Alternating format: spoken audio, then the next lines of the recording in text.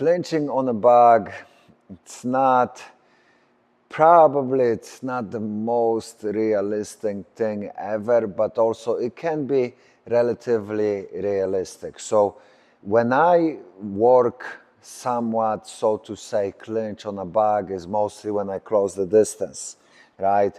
So there's a couple ideas behind it. I will actually a lot of times work very tight distance to, simulate sort of, because sometimes when you face actual opponents, you will get to a point where both of you or one of you is like pushing in and you get pretty much stuck you can get stuck in this position, in that super close quarters combat type of idea, right? So from here, once again, this is not going to be the most realistic clinch situation possible, but you can actually kind of work off of it.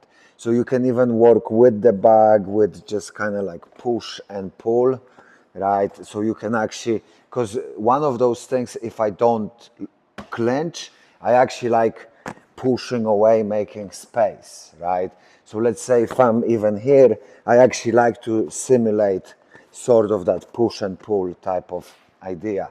But another thing I like to do, if I close the distance, I like to catch clinch. Actual clinch situation, one hand over the other.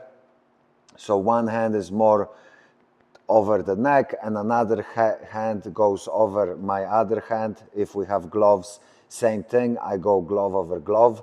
And top hand, you want to be as close to the crown of the head, not too high so it doesn't slip, but you want to be as close to crown of the head as possible, and you want to brace your forearms against their shoulders, right? So a couple drills as you close distance, boom, boom, you can look to catch clinch. Another option is like, imagine you catching a shoulder. I like going cross shoulder. The reason for it is because this hand oftentimes protects me. I hide myself behind my shoulder, right? And I like that angle, cross angle. But you can go same side, shoulder, so you can work like a shoulder catch. Obviously, you gotta work your imagination and you gotta experiment. And another thing I like also doing, off of a hook, going back to the shoulder catch, off of a hook into a knee. So for example, off of that hook, if you catch the shoulder, you can actually follow up with double clinch situation. And another thing you can use using your imagination, as you're looking to close the distance, look to catch the clinch. The thing is, working the clinch with a bag, it takes a bit of imagination and sort of ingenuity.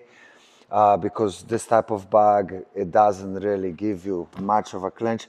But for example, another thing you can work is the knees off of this clinch idea, and you can work on switching hips onto like a switch knee type of idea, and just teaching yourself throwing that back knee. The reason for it, I prefer throwing that back knee and switching the hips. It has more power, basically more power, and it feels more intuitive to throw it that way.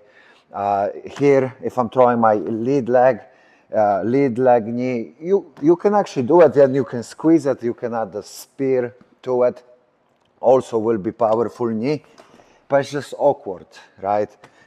Back knee and switching feels more intuitive. And last but not least, I did mention this, but I actually like to catch clinch, like let's say off of a pocket wrench, not super close, but even super close as well, one hand at the time. So I want to find the neck, and then I want to find the other hand. Once again, I'm going to repeat myself. You cannot really have an actual clinch situation on the bag, but you can work the scenarios a little bit. Take care, guys.